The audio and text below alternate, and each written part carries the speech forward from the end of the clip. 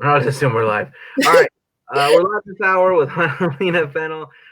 She is a poet, great writer of prompts, an author, and she's going to tell us about how she got involved in poetry and some poetry venues she haunts, and some of her publications. But we're going to start at the beginning. HannahLena, how did you get involved in the wonderful world of poetry? It absolutely 100% is Ben Trigg's fault. Um, he is my best friend. We've been friends for 20 years. We met sort of at a party. We were both at a party early helping set up, and the person whose birthday it was left with her boyfriend to go pick up other people. And so he and I were just there and set things up and got bored. And I pulled out a notebook and did the most high school thing in the world, which is really sad because I was not in high school anymore. And I showed him my poetry, and I think he liked one word, but he is. I mean, Ben has been a part of the poetry community for years, and anybody in Orange County, especially, but anyone in Southern California knows how supportive he is, how kind he is, how capable he is of seeing people's potential. And so just the fact that he liked even one word got me to go to the Ugly Mug. And I went there off and on for 20 years. Yeah. It's all their fault. So yeah, 20 years. So the venue's been running for 20 years. So you got there very near the beginning, though, right? Because how long did it? Yeah, pretty close. I came on board, I think, right as it became Two Idiots specifically, when it just became Ben and Steve. If not right then, within a year or so. So, because we met, I mean, to be specific, we met 19 years and like 2-3 months ago. Yeah. Wow. Yeah. So a lot of what we're doing here with these talks is we're trying to like get the history of venues and press and stuff like that. So it would be really interesting to hear from your perspective, because we did have Ben on. But from your perspective, can you tell us a little bit about Two Idiots peddling poetry? God, I mean, first off, I'm incredibly biased because obviously I love Ben and Steve, and they are pivotal parts of my life as a human being and my art. But I think that there are a lot of people who can say that because they both approach the poetry community as a community, and this idea that real poetry, real progress, real movement in communication doesn't happen in a vacuum, that it requires care and respect and safety. And they have been providing a safe space for poets before we used the fucking term. Sorry, I cuss a lot. Before we used the term safe space, before we had language for it, they were doing it. And I think that is absolutely reflected in the poets that you have who came through when I was starting and cycling through, because I was there and then gone with my own life and back and so on. But you have people who've come through that space and become so much more themselves. And the work has only grown because of it. So. Yeah. How do you feel your work has grown? Yeah, in stops and starts. I'm a drastically different poet now than I was 20 years ago. But I'm lucky that I've always loved writing. Just literally the process of having a pen in my hand is enjoyable to me. It's like a puzzle I get to solve. It's all the complexity of a group project without anybody else in the room to let you down. And that's good for me. And how has my work changed? Well, the same way I've changed. It's grown. It's gotten weirder. It's gotten braver. I no longer get caught up in the idea that I have to write an important poem. I just write a poem that is important to me, and I let that weight do what it's going to do. I think that's really important. I'm using it a lot. I think this is really valuable in general because so many poems, because the way poetry works differently from prose, it doesn't usually have a lot of exposition. It shouldn't. It doesn't have this extensive backstory, and often it doesn't have a huge amount of plot curve. Sometimes it will. You'll get some good twists, but it's not going to be modern poetry. You're not having as many epic hero's journeys as you used to. And we rely a lot on commonality and immediate communication in order to go, these are all the details of my space, and you may not know this flavor, but you know this space. You've had it somewhere in your life. It's been created for you, or you've created it for somebody else. And that's the part of the poem I need you to connect with here so we can go to the next part, which is something that you probably haven't done. So I don't know. I let poetry be more complex now than I used to, I think. Yeah. So it's not this like immediate need to be understood. You can like let someone figure it out 2 weeks from now.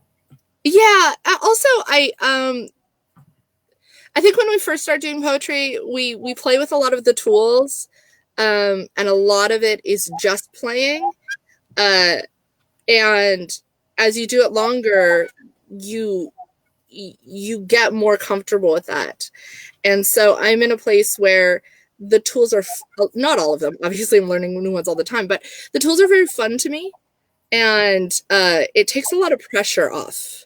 I don't get as much in my own head when I'm writing a poem. I'm really just trying to have fun, even if the poem itself is incredibly serious. Yeah. So is there any way I'm not sure if I do so many of these a day, I forget who I check with and who I don't. Is there any way you could share a poem with us? I can, yeah. I've got things on hand. Yeah. Do you want something newer or something older? Let's do something older and do something newer later. Okay.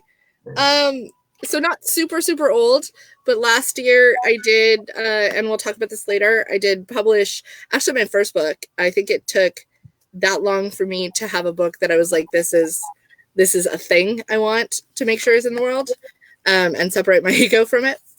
But in that project, I wrote a poem in response to every one of the executive orders that were signed in the first year of the current presidency. And the idea was just to look at how that very lawyer abstract language creates change that has a very personal individual effect. Laws are not passed in a vacuum, and that matters. So for the first one, and I'm going to reference this one because I think it's an executive order most people remember, at the very, very beginning of Trump's presidency, he signed an executive order to try and start overturning the Affordable Care Act. I think we're all starting to know that that's a horrible idea, but this has to do with the exemption for insurance having to cover those who have pre-existing conditions. So, second body, a pre-existing condition. This hollow in English is to vessel, as in, I am a broken ghost ship trying to grow an ocean. Or, I entered into this contract, the becoming a barge, belly low slung in the water, gravid with cargo, unwillingly. The journey less important than the destination of boy-child, open eyes on dry land. This hollow is to vessel, as in, no one could have known hull and hollow are so close on the tongue, and being swallowed rescue themselves as cruelties. I used to carry here, to know myself as vessel and journey. So yeah, Yeah. So excellent. So can you tell us a little bit about the collection you put together? I know we're talking about publications later, but it's kind of really cool what you did. Can you tell us about how that all came about?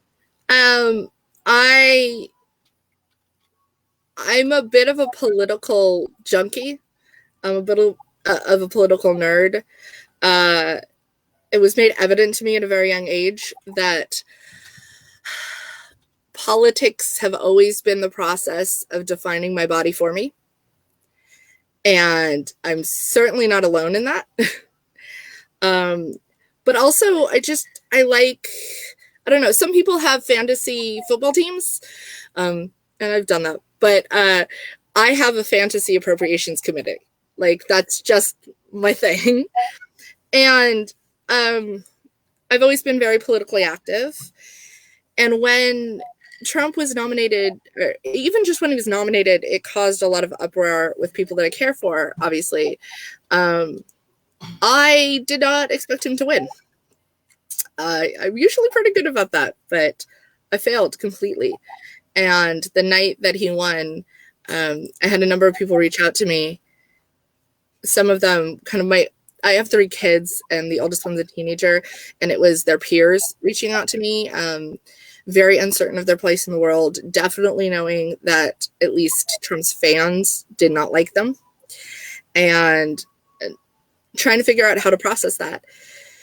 And so I did the only thing I could think of, which was just to write out my feelings so I didn't start throwing them on anybody else. And it got to the point where for the first year and a half of his presidency, I was researching every executive order he was signing and several presidential decrees. And I wrote on average 7 poems for every one.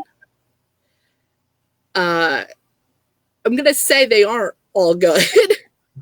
Editing matters. Yeah. But it was just my way of processing. I needed to be able to do something. Yeah. And then I was very lucky that somebody who actually just is not as politically obsessed as I am looked at it and went, no, there's still something here for people who are just living and maybe not living as a political thing. And I'm like, yeah, we all are, but okay.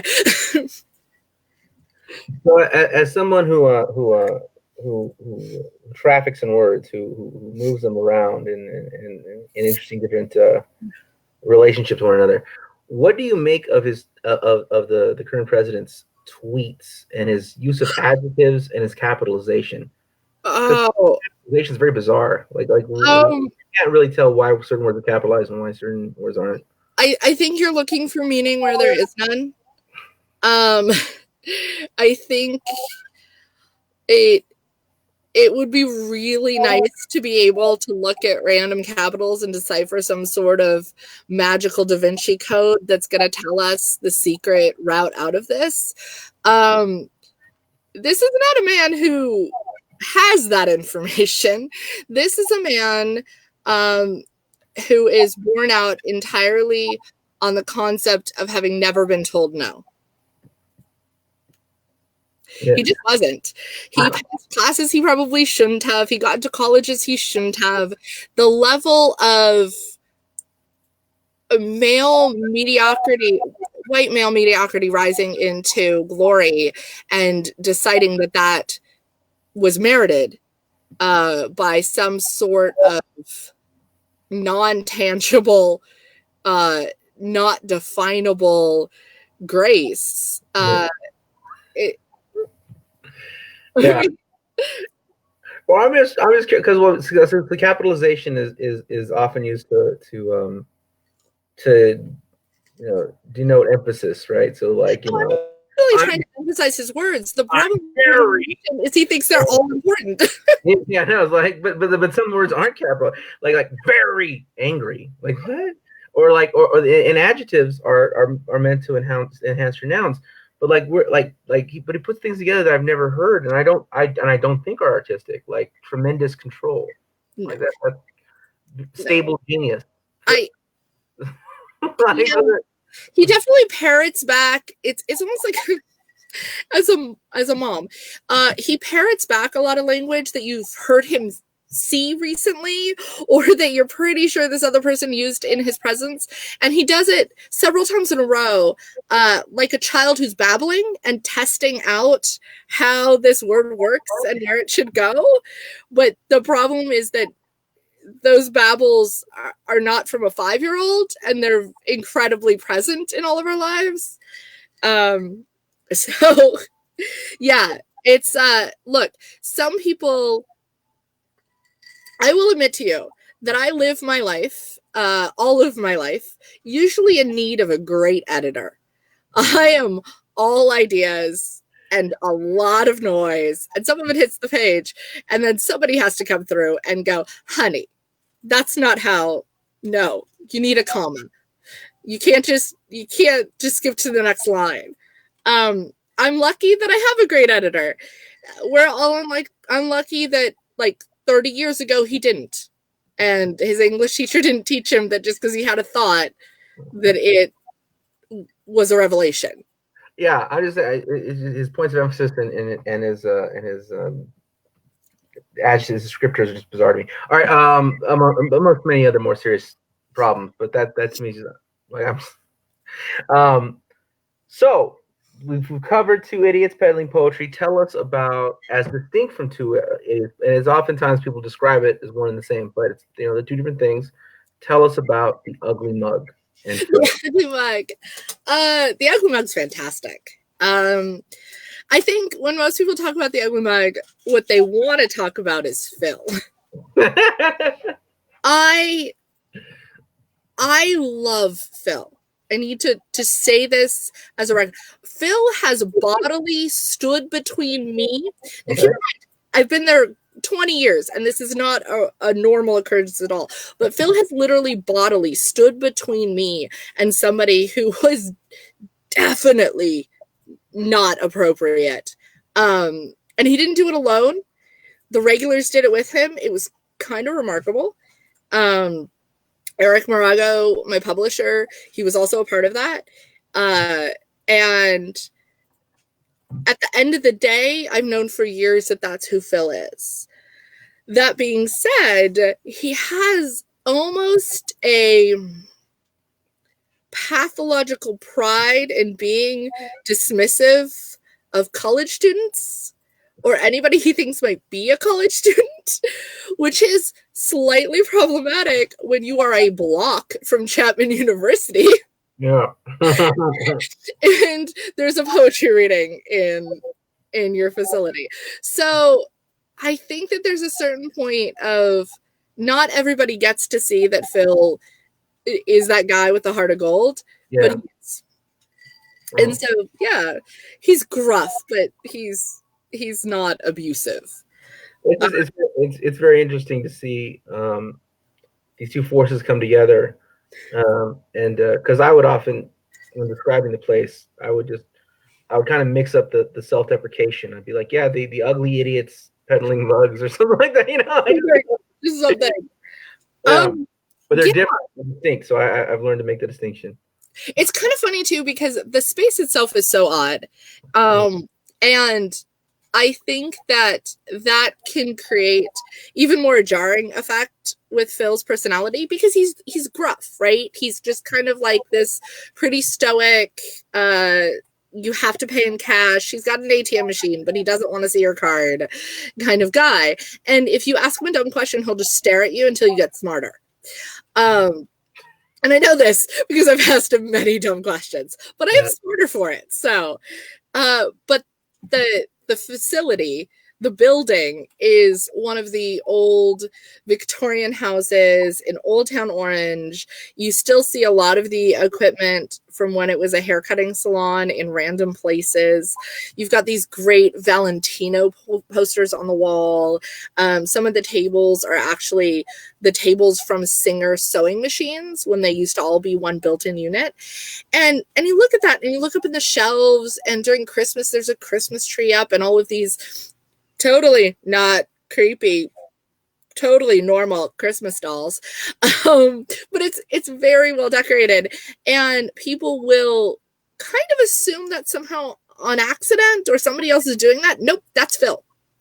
He did that. He was the hairdresser. This is a place he used to live. He doesn't anymore. Don't stalk him.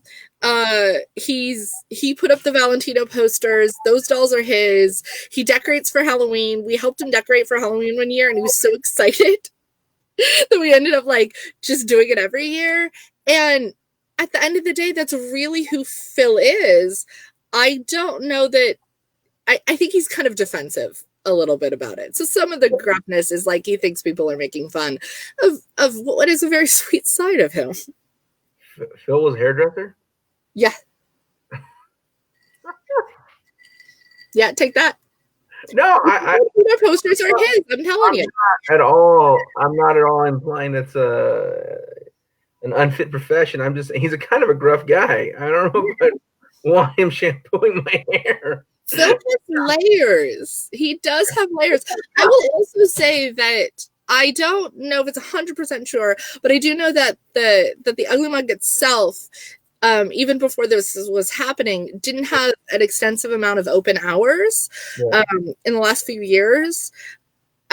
Every week he opens up very specifically for us and a couple of other things that he supports there, and that's also very impressive to me. So Phil is very much, at the end of the day, people tell you, show don't tell. Phil is the definition of show don't tell. What he does is very loving and supportive, and in that way, he's almost a good poem. I feel as though he would judge my scalp, but I'll take your word for it. I don't know Phil like you know Phil. He hasn't. Well, if he has judged my hair, it's not out loud. And it's purple now, so. So tell us more about the community that attends the poetry reading there at the Ugly Mug. Yeah, the community. I think the great thing about the Ugly Mug is that there have been these cycles over the last 2 decades, where in general the Southern California poetry community will be really tight for a while. You'll get people from like different schools interacting quite freely and openly, and then something will happen, and I don't know it's any particular thing or another, but it's just kind of like you start to get these cycles where you get more new people. You get people who are like, well, I'm this kind of poet, or I'm this kind of poet. And you can get some venues that build up around that, which is also good, because there should be places where you're kind of honing your craft against people who are doing the same things as you are, because that's going to get you a finer point. But the Ugly Mug has always been really good, and to it is poetry has always been really good at being for every kind of poetry, and taking it, not trying to make it into something else, not trying to make a poet into something else, but just taking them at face value and going, come in, be you, be best of you. All poetry has a place here, and because of that, I think we've all been better for it. Yeah. I mean, there are certainly people like, the Long Beach poetry scene is known a certain way, and the LA poetry scene is known, but all of them end up at the Ugly Mug. Everybody does. And we all end out there too, because it is a community. We're all just poets at the end, and already kind of just a small minority amongst the rest of the world. There's no reason to get smaller. Yeah. All right, can you tell us a little bit about, you mentioned we were talking a little bit earlier, just briefly touched on it, or maybe this is in the introduction, about your poetry prompts. You're known as somebody that makes all kinds of prompts. Can you tell us how you developed that reputation? How did it all start? I like challenging people because it's funny to me, really. I've always been the kind of person who's like, yeah, but why not? Well, what's it gonna lose you? And just like the being a political junkie, I tend to take in a lot of information. It's just fun. It just kind of gets shoved in this brain, and when you put too much in, it bumps up against each other. And now I'm thinking about 3 or 4 things that are normally kind of kept in their own subjects, slammed against each other, probably ineffectively. There are specialists in those subjects who would say, well, that's because you're learning them wrong. And that's fine, because at the end of the day, that's where most of my prompts come from. They come from the tools, and they also come from politics, and they also come from, writing letters to inanimate objects, and they come from other people's poetry, which, man, other people's poetry is so good right now. Have you noticed that? And so it's fun. I like community, and I like seeing what people do. And the thing I've noticed about creating prompts is they'll show me what they do, which means I just get free poetry. So I do that. Oh. So give us some examples. What are some of these prompts that you would create? So as an example, there's actually that same book. I wrote a prompt at the same time. I have to find it because I didn't know we were going here. I wrote a prompt at the same time that I was doing this project, because I do have a Patreon, and I post one prompt a week up there, and then I post a bunch of just random art stuff that I'm working on. And I'm trying to find it. During Poetry Month, this last month, I'll do a prompt a day.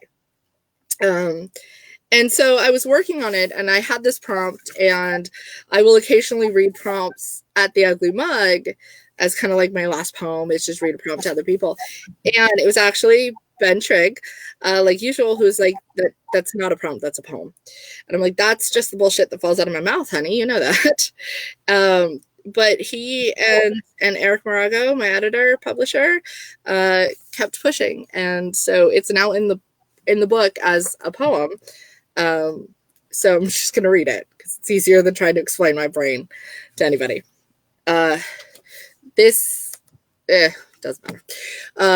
It's just titled Prompt.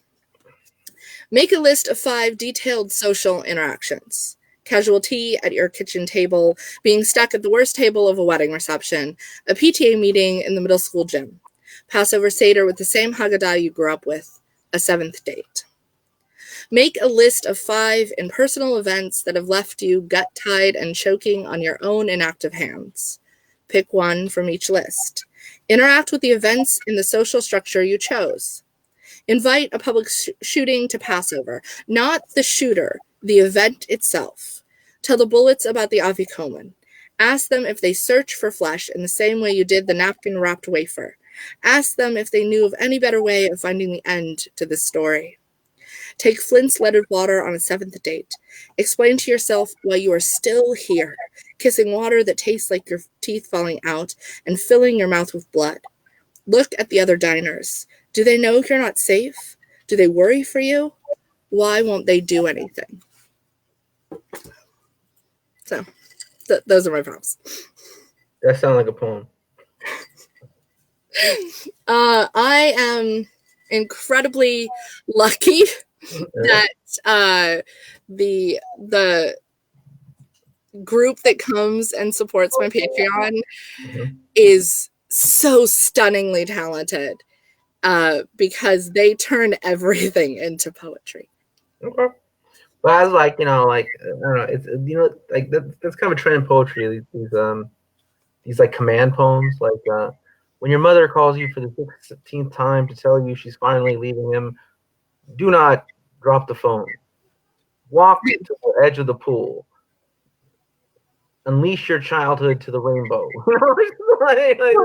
Second person poems are kind of fantastic because they don't have to introduce you to a new body. They just kind of take control of yours. And so that, when we're looking at poetry and we're trying to figure out how to put so much of what we're feeling and thinking in such a compact space and not have a lot of wasted words and not have a lot of wasted transition where you're kind of not communicating in those moments, those shortcuts help. So a really vivid opening, or like you said, a command poem or a second person poem, that can be a valuable tool. It does mean that you have to be incredibly action oriented, I think. in the rest of the poem. If you then are passive with the rest of your poem, you leave people sitting in a body they don't want to be in. Yeah. My mind is racing right now. I'm thinking like I'm thinking like how to satirize these type things and be like, tell me to shut the fuck up.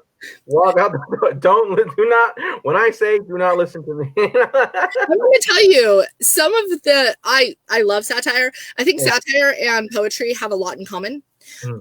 They are very reliant on a communal understanding. You can't send something up and make fun of it if nobody gets the references you're making. You can't gut wrench somebody if nobody gets the references you're making. And so we have to rely on such an innate understanding of our audience. And the only way I've managed to do that, because I've never been very good at reading other people's minds, and I don't want to be, is just to know when I invite my audience in. For me personally, it doesn't mean that it's the only way to do it, but for me personally, I write the poem first without my audience in the room at all. Because otherwise I start editing and nothing hits the page. I don't invite them in until I start editing, until I have to worry about clarity, and I don't bother thinking about their mind until I'm ready to move things around to accommodate it. And I think for me, I can't do that during creation. So, yeah. Can you share another poem? Sure. Let's give you a quarantine poem. Are we okay? It's Facebook. Are we? I know I slipped on cuss before. Are we okay with That shit doesn't matter. Cussing and sexual references? Otherwise, I'm gonna have to go diving through way more. Okay, so quasars are what happen when black lights. Sorry, I gotta start that again already. It's the title. This is a two-parter. Quasars are what happen when black holes bleed light. Part 1. The night is its greatest curve of love, is the slope of your hips and the lamplight of a shitty church parking lot. Front seats are for fucking like avoiding the cops. Back seats are a trap. Because being in this body is a thing I've always been good at. And don't we all just want to be good at what we do? And don't we all just want to be good at who we do? Don't tell me I'm not good at having these hands. Don't tell me I can't work the wood. Call me carpenter here. Call me craftsman. Quasars are what happens when black holes bleed light, part 2. Like oak barrel aged worry over the bug chasers, every older brother kept petrified small. I turn them over in my mind, rubbing the grooved veins into smooth stone, a tiny pill of hereditary memory. Swallow whole and swipe right. Because every outcry of grief is the name of God on someone's tongue. Love me into a merciful blasphemy. So quarantine poem? It is a quarantine poem. It is a quarantine poem. It's a quarantine poem for a very specific reason. I am a member of the LGBTQ plus community, and it is kind of a collective part of our community history. Is the AIDS epidemic, and how many of our very small population we lost to that. And it was largely young men.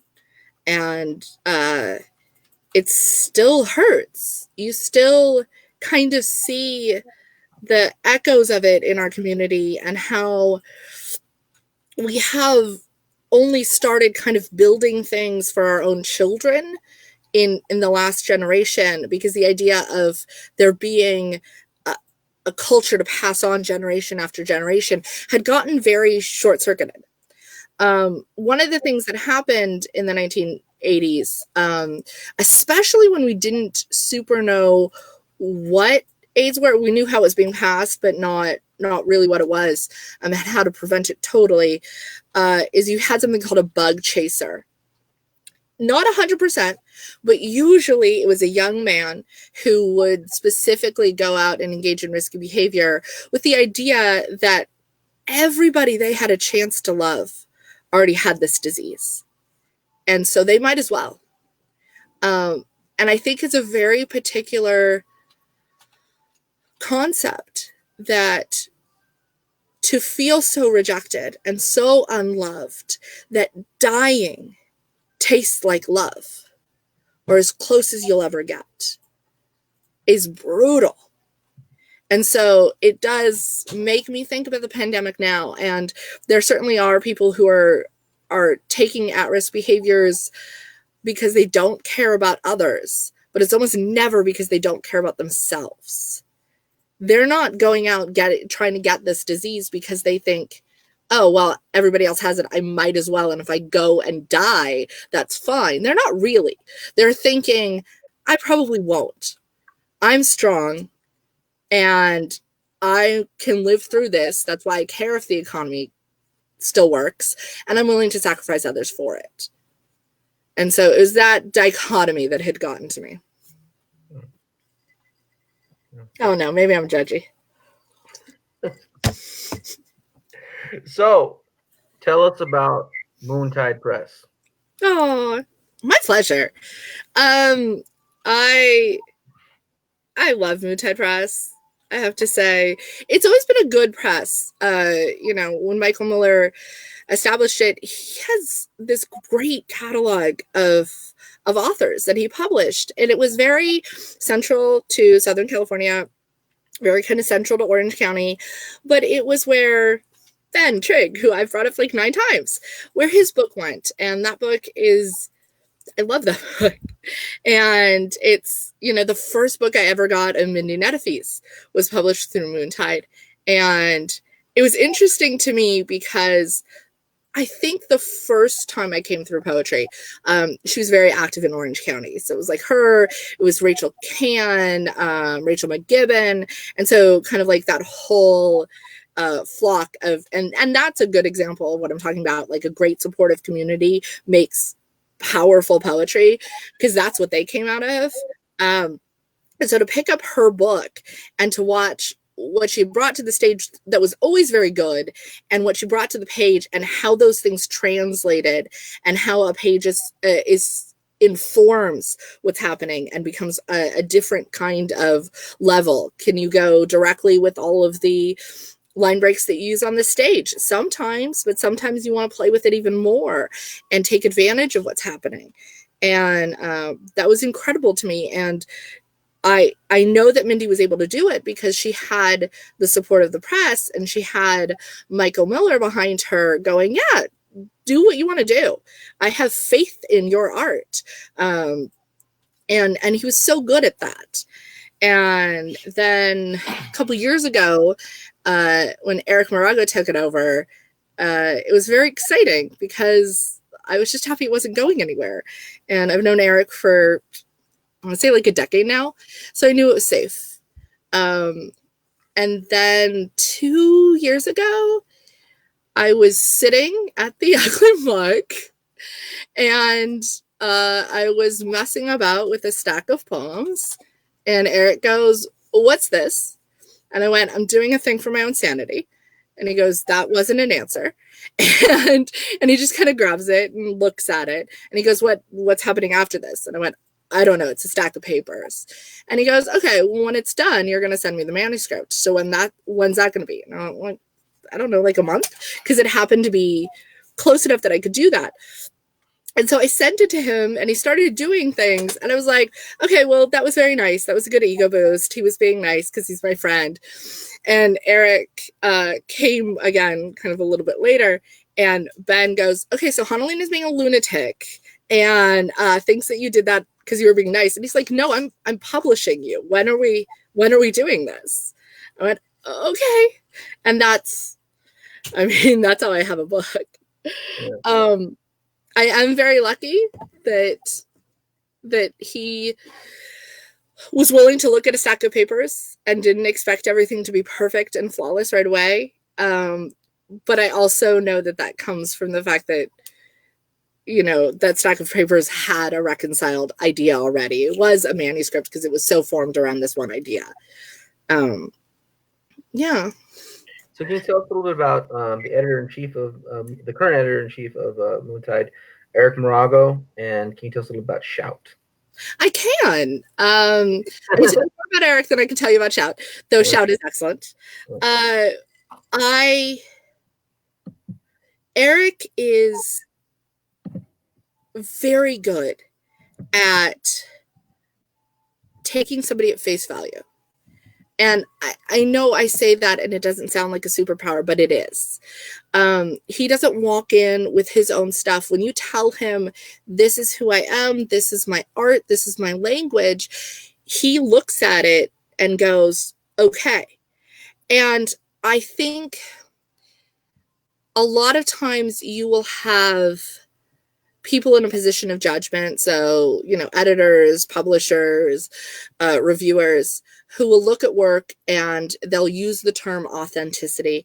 And for some of them, what it means is I read this work and I hear something that I personally identify with. This language, this piece, this author feels like a life I understand. And that is, without malice, how you end up with publishers who publish people who look like them and have their life experiences and have their backgrounds and are the same age as them and have, you know, often the same gender as them. And Eric has never done that. In the time I've known him, even when he was not a publisher and not an editor, he has never done that. He has always looked at what somebody brings in and gone, okay, are you speaking from your truth? And what can I hear in that? What can I learn from that?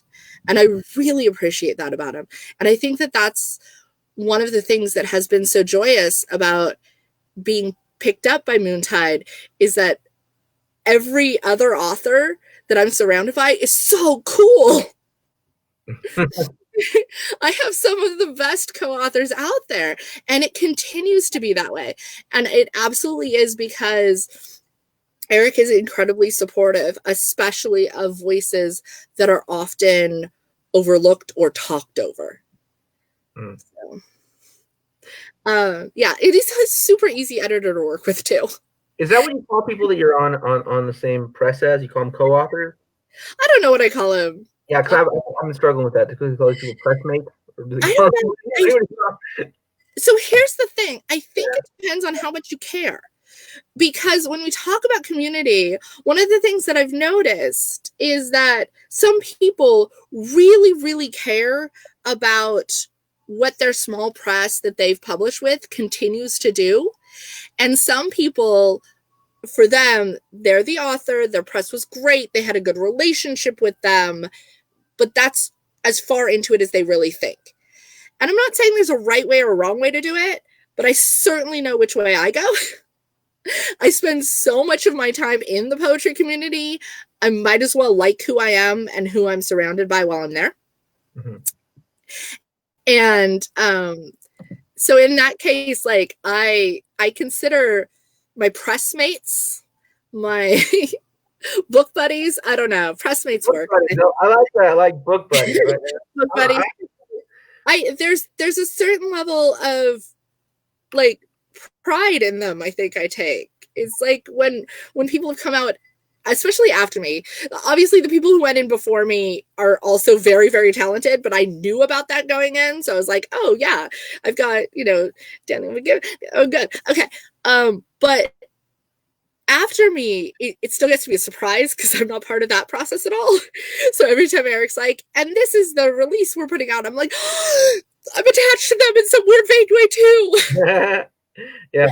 So Ben Trigg from the comment section says co-author usually implies writing something together.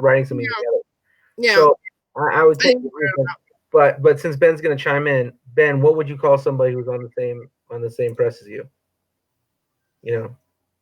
I'll wait your answer. I'll wait your answer. Is it Eskimo authors? Is that what we're gonna go with?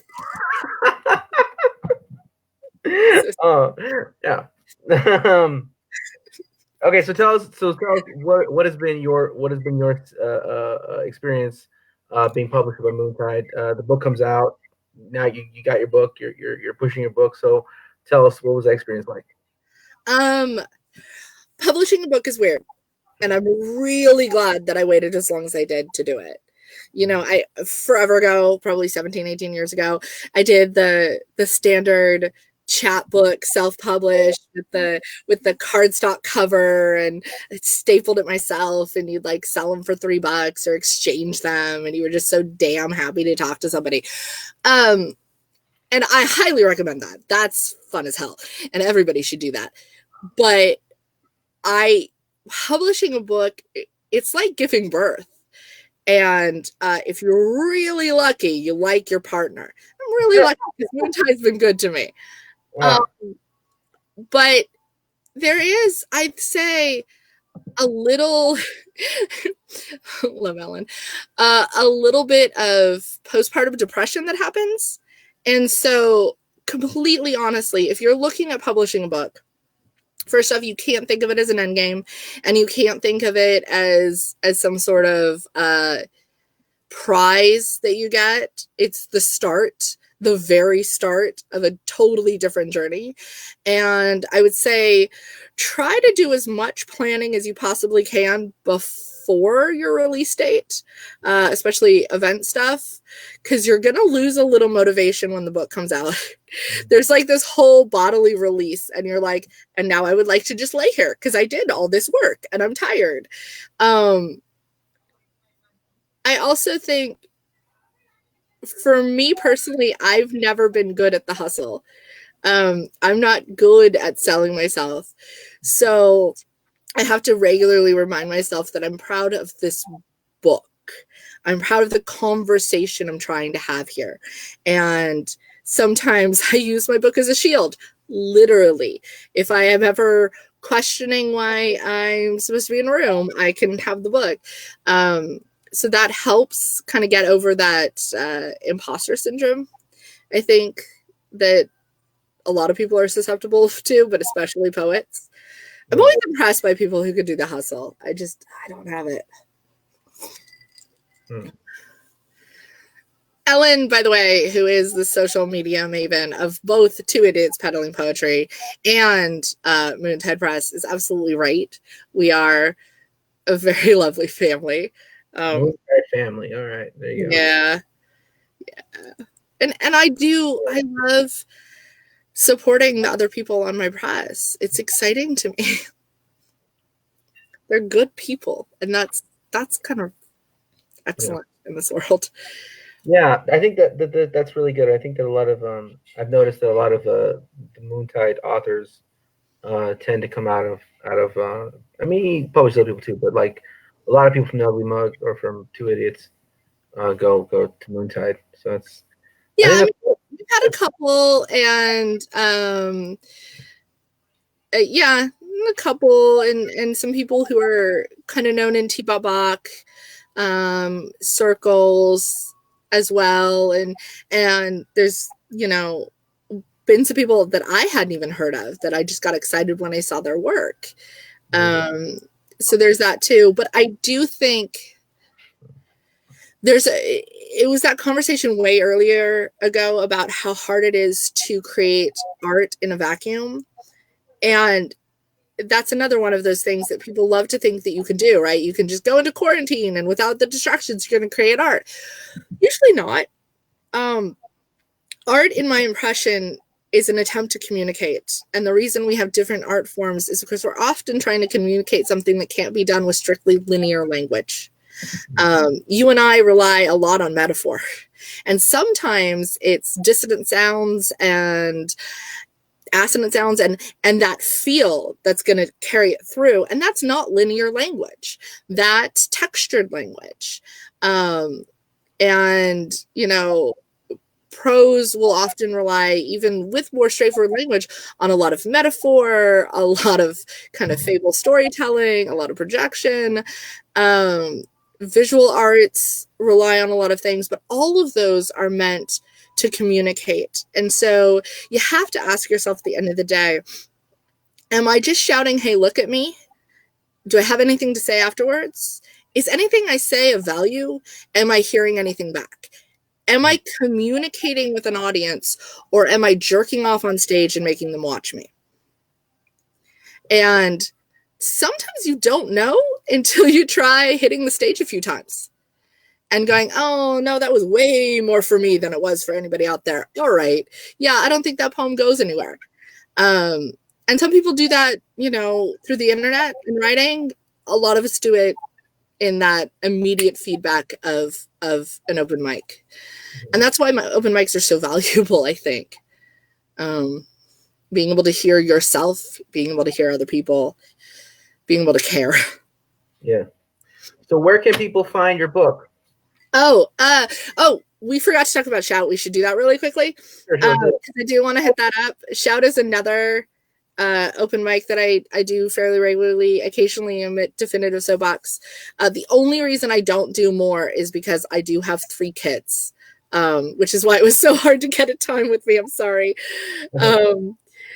I would do more. Shout, I go to partially, obviously, because it's led by Eric, and I believe in a lot of the things that he creates in the poetry world and the community. But because it does the same thing the Ugly Mug does, it creates this amazing safe space for people to come in. If you've been doing poetry 900 years somehow, you're welcome, Methuselah. If you've been doing it for 12 seconds, great. And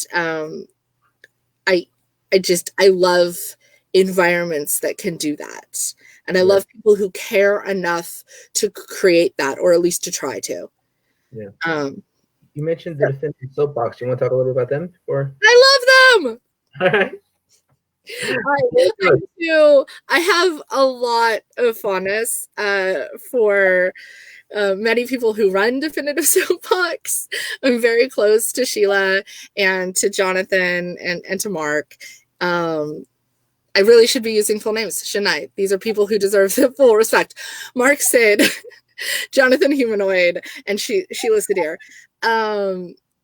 They're also people that I would point to as people who spend a lot of time and a lot of thought and forethought caring about their responsibility and desire to cultivate a space that multiple voices can safely be heard in. And thank you, Ellen, for posting all the links, by the way, to the various events that are still going on virtually. She's freaking fantastic. You know, Shout's definitely known for more of a spoken word vibe. And that's not always my style, but I love it.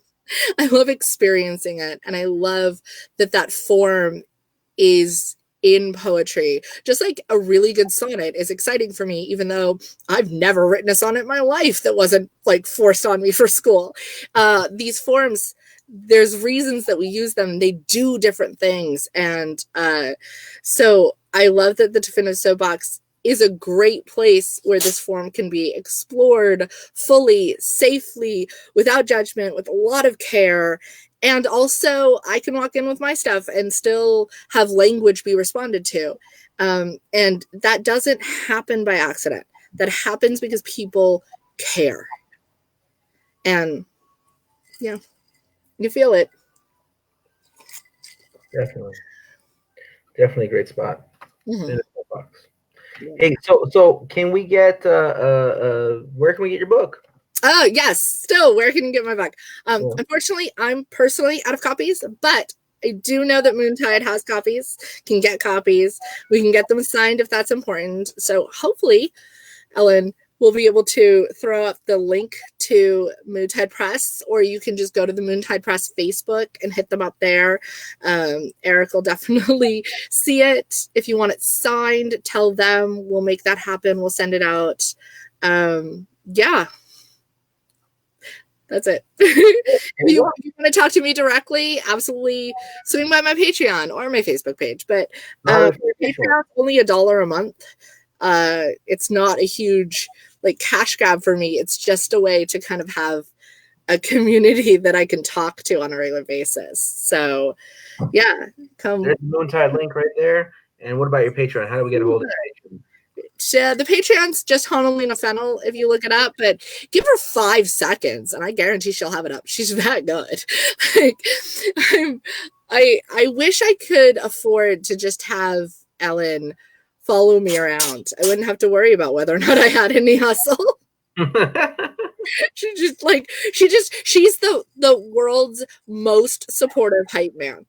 If my hype man just also showed up with matcha cookies and a hug, that would be whoever.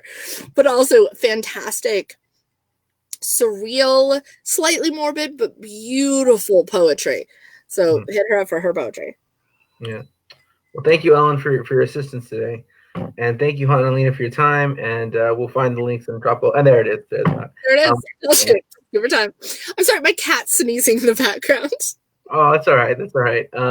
There's so many animals in this house right now. You don't even know. Well, much like the city, the animals just roaming. So I really appreciate you taking this hour with us. And thank you for your time. And the links below. Support HannahLena. Support her work. Support Moontide Press. Support those two idiots doing whatever the hell they're doing now and in the future. So support the Ugly Mug even till. So thank you so much, Matt, for doing this and for working your butt off. Like, you've been doing so many of these, and I'm impressed that you managed to come at each one of them with energy and, care. Yeah, I try to ask reasonably good questions. So you do ask some questions. Thank you. Okay. Thank you, HannahLena, and I really appreciate it, and I'm sure we'll see you soon. Good night, everybody. Good night, Matt.